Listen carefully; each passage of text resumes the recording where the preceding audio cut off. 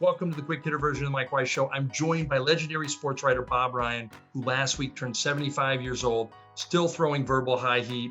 And man, he still has a real affection for one of the greatest players he ever covered, Larry Bird. Larry Bird grew up in public, as all these guys do. But in his case, it was very interesting because Larry Bird was a bright guy who had grown up in a specific area of the country, southwestern Indiana, where there was no value priced on upward mobility, no value placed on education. And if he had not been 6'9" and with the talent that he had, he probably would have wound up spending his whole life there, being just another guy, that was born there, worked there, died there, and the world would never know about him. But Larry Bird was that rarity.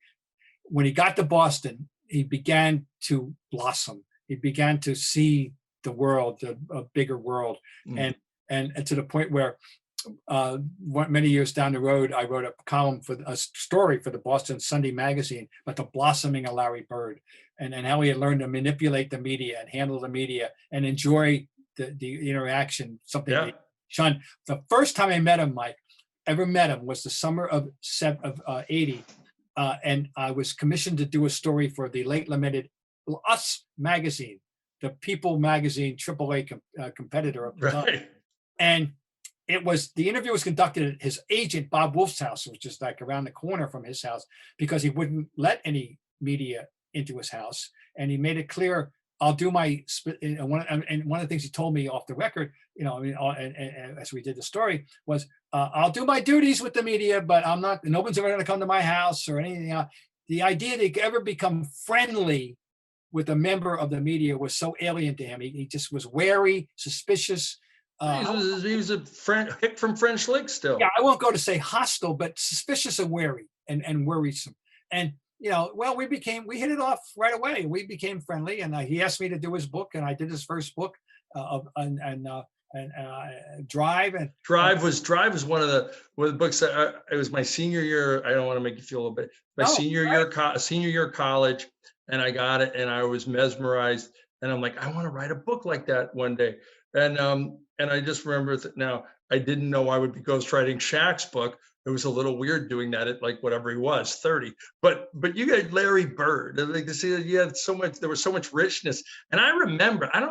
Tell me if this is right or not. Mm-hmm. I remember reading interviews about that afterwards, and it was either Bob Wolf or somebody that they thought that Larry had some ugly, nasty fights when he was younger, and they wanted to take that out of the book because they thought it made him too rough-edged. And Bird didn't care, but his people cared because they didn't want that part of Larry Bird, coming out there. And I remember you talking about that. I'm thinking those must be great stories that never even got out. Well, that's all true. And Bob Wolf had Larry's influenced Larry, and one of I think the phrase was one of the grandmothers would like, so yeah, the final product was homogenized to an extent. It wasn't false. It wasn't still great. It wasn't falsified. It wasn't. Yeah. But it was. There was some things left out, of course. But I was honored and thrilled to be able to do it. And of course, it was. It was a good success and all that. But Larry, I'm very fond of Larry, and of course, one of the great fun things about that book was that, in case anybody's wondering, his friendship with Magic is legit. And Magic did the forward for the book, and then they when the day that Magic announced to the world that he was HIV positive, one of the first people he called was Larry. The day that Larry retired, one of the first people he recalled was Magic. They have maintained a friendship over the years. It's all for real. Yeah, I want people to know that it is all for real. I think I never thought it was fun. I remember Bird was famous for. He'd duck out on the Boston media, but he'd meet some ladies in Utah for a pie. They'd show up like, "Hi, Larry," and they bring him a pie in the hotel lobby, or he'd go and spend time with some local yokel reporter that he just thought was interesting. And I talked him into, when I was covering high school sports in Sacramento for the Union. I don't even remember Don Drysdale. He was a heavy set guy that used to cover the Kings. I was they gave me the backup for a while. And I remember, and I go, I want to do a story on Bird. They go, Bird won't talk to you. And then sure enough, I talked him into, I go, will you go to lunch with me tomorrow at the Hyatt Regency? And I literally following the Celtics bus back.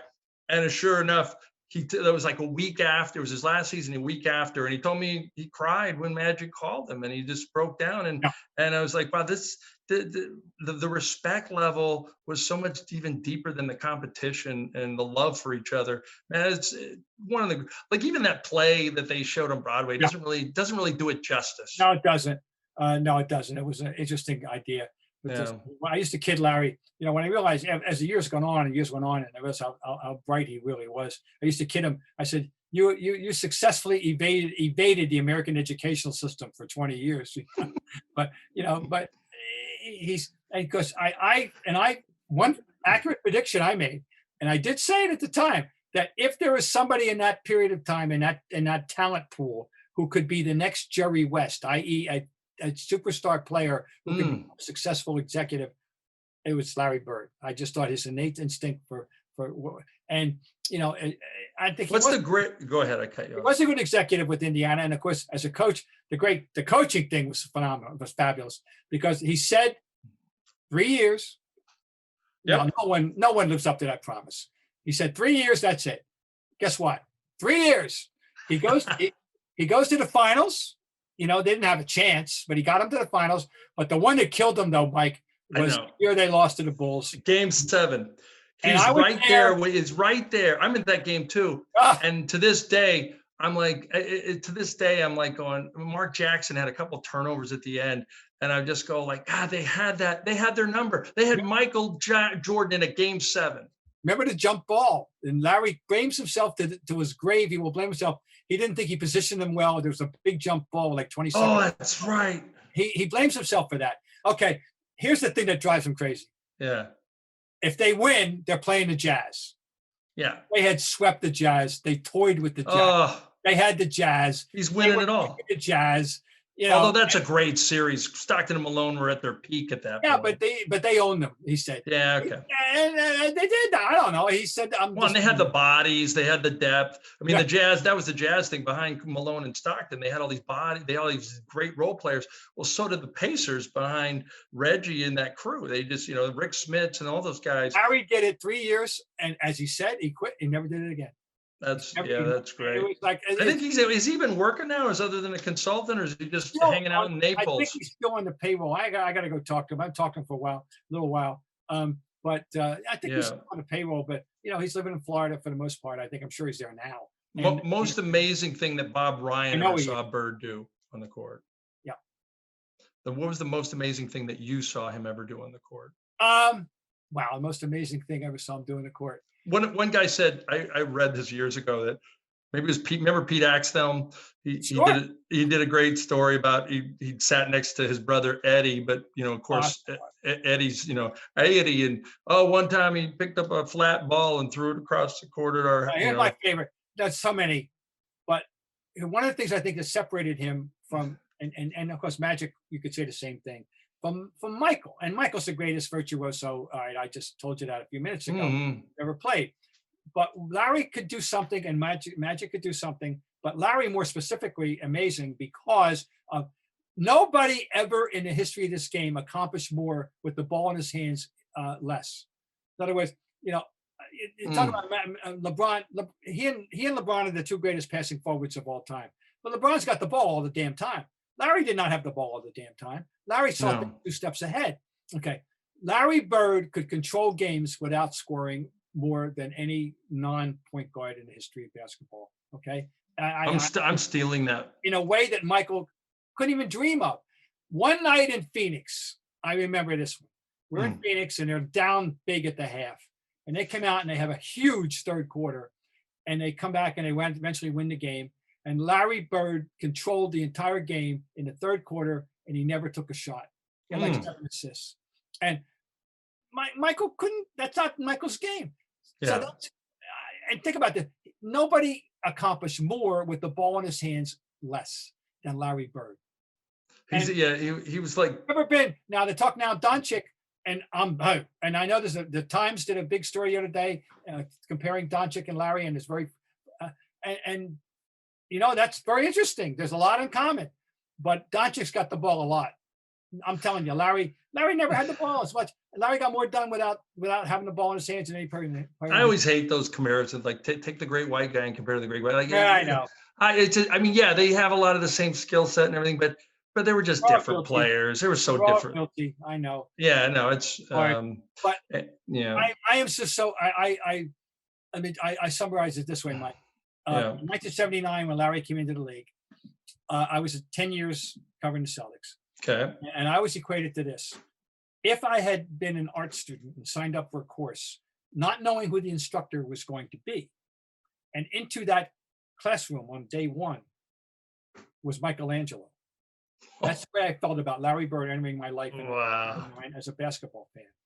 You know why I know that? I remember that you wrote the day he retired.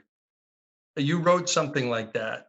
I mean, was that the day that you retired? Like your lead was something like, just imagine if you were seeing Michelangelo paint the top of the Sistine Chapel, and there was a couple other metaphors, and they all made sense, and it was about greatness. There was so individual. There was like historical greatness that nobody could pull off. Well, thank you. But he meant How did I remember that? God, I should just you should sign part of my body, other than it would be really awkward.